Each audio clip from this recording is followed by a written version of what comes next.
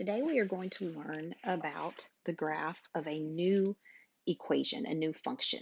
We have graphed linear equations, and one of the ways we looked at them was in standard form. So we had the equation that looked like ax plus by equals c. When we graph a linear equation, what do we get?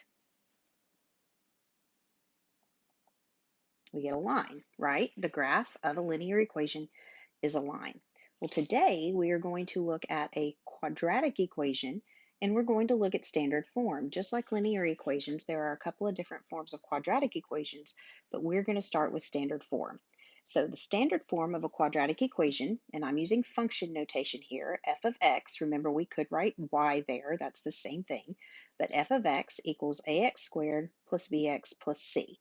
I hope you see this looks like the trinomials that we have been factoring recently. Now, several people will ask, well, why is it called a quadratic? If quad means 4 and it has an exponent of 2, why is it called quadratic? Well, quadratic comes from this Latin word, which means square. So since it's x squared, since that's the highest exponent, that's why it's called quadratic. When you graph a quadratic equation, you get a curve. It looks like this sort of U shape, okay? It can be skinny, it can be wide, it has several different things that can happen to it, but this U shape is called a parabola. So when we graph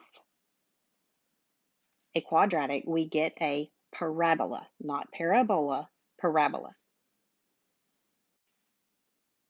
A parabola has several features, several characteristics, and those are the features that we want to learn today. The turning point where you see the parabola change direction, that is called the vertex, sort of like the corner of an angle. This is not a corner in that a parabola is a smooth curve, but that turning point is called the vertex. If the turning point is at the bottom of the parabola, it is called a minimum. It is the smallest y value, minimum. I don't know how to spell that. So this is at the bottom of the parabola. Every y value is bigger, so it's the minimum. If the turning point is at the top of the parabola, that's the highest y value or the highest function value, and it is called a maximum. Now, look at this vertical line through the parabola. It cuts the parabola in half, exactly, and it is called the axis of symmetry. So the vertical line drawn through the vertex is called the axis of symmetry. Since it is a vertical line, it has an equation, and the equation will always be x equals some number, and we're going to talk about that in just a minute. Now, where the parabola crosses the x-axis, just like it would for a line, we're going to call those the x-intercepts. Those are the x-intercepts, that's where it crosses the x-axis, but they also have a couple of other names. They might also call, as you see in the diagram, they might be called the zeros of the function because that's where the y value is 0.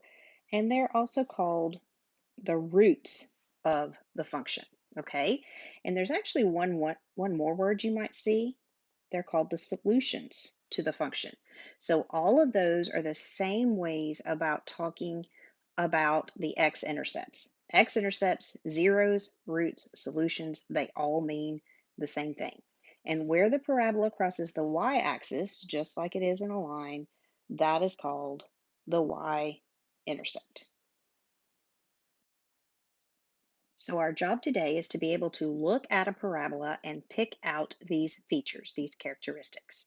So the first question here, I have a parabola that's drawn on this graph, and it asks what are the coordinates of the vertex? Well, the vertex is that turning point, that's that point right there, and it has coordinates 2, -2. It asks, is that a minimum or a maximum? Is that at the bottom of the parabola or the top of the parabola? If it's at the bottom, it is a minimum. The next question is what are the coordinates of the x-intercepts? So here's an x-intercept right there, and there's an x-intercept. It's a little hard to get these with my stylus. So the first intercept, x-intercept, is the origin, right? 0, 0. And the second one looks to be the point 4, 0. Remember, the x-coordinate goes first, and any x-intercept will have a y value of 0. So those are the two coordinates of the two x-intercepts. The next thing asks for the coordinates of the y-intercept. Well, where does that parabola cross the y-axis? It crosses at the origin, and that would be 0, 0. The last question says, what is the equation of the axis of symmetry? Well, the axis of symmetry is that line that cuts the parabola in half. It's a vertical line, so it's going to be x equals something. Well, what is the x value of every point on that line? The x value of every point on that line is 2. So it is the line x equals 2. The next one, we have another parabola. Notice it is facing a different way. It says, what are the coordinates of the vertex? So the vertex is up here, and it appears to have coordinates 0, 9. That's where that parabola changes direction.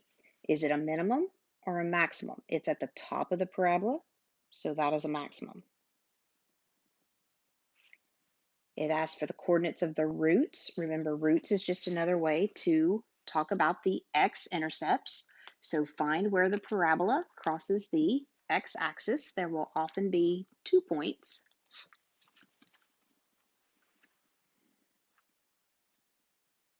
And these 2 points, it appears to be negative 2, 0.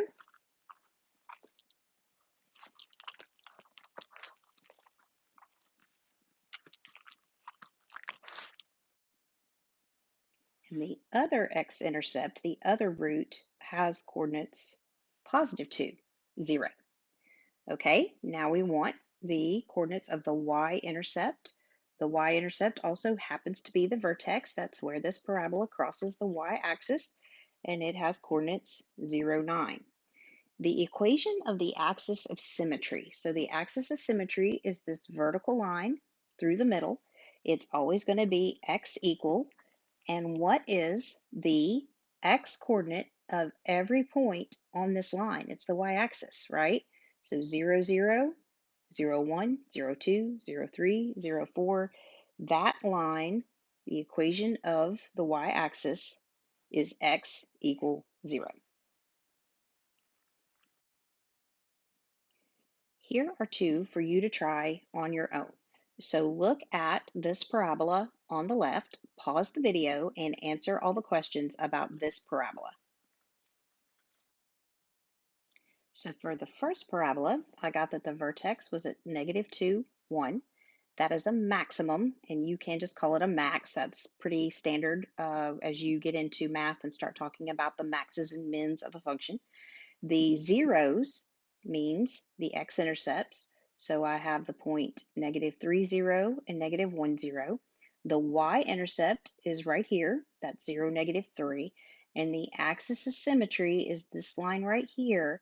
And every point on this line has x coordinate of negative 2. So its equation is x equals negative 2. All right, now look at the parabola on the right. Pause the video, answer all the questions, and check your work. So here's what I got for this parabola. The coordinates of the vertex is right here. That's 1, negative 9. That's at the bottom of the parabola, so that is a min. Okay, we could call it that instead of minimum.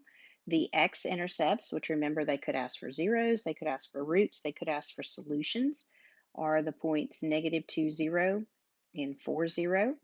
The y-intercept is down here, and that is the point 0, negative 8.